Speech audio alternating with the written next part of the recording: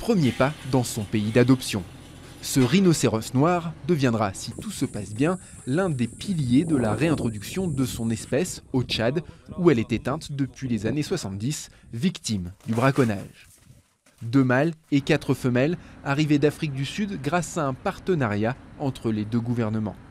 Nous remercions vraiment l'Afrique du Sud qui a su conserver le rhinocéros jusqu'à ce jour et qui permet maintenant aux autres pays africains d'avoir des espèces. Le voyage a commencé 3 mois plus tôt et plus de 4000 km au sud, dans le parc de Marakele, où les rhinocéros ont été capturés. Direction les enclos d'un autre parc national sud-africain. Objectif, préparer les 6 pachydermes d'un peu moins d'1 tonne à passer 15 heures dans un avion entouré de vétérinaires.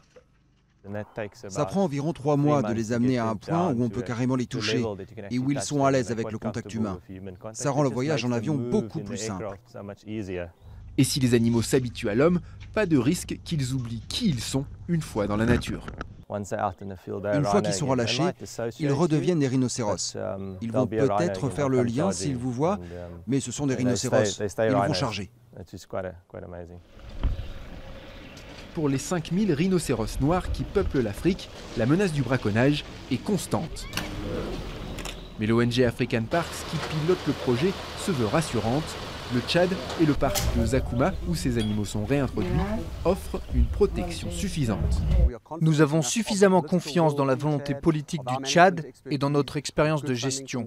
Et grâce au financement de l'Union européenne, nous pensons avoir réuni les conditions pour que les rhinocéros prospèrent à nouveau au Tchad, d'où ils ont disparu depuis plusieurs décennies.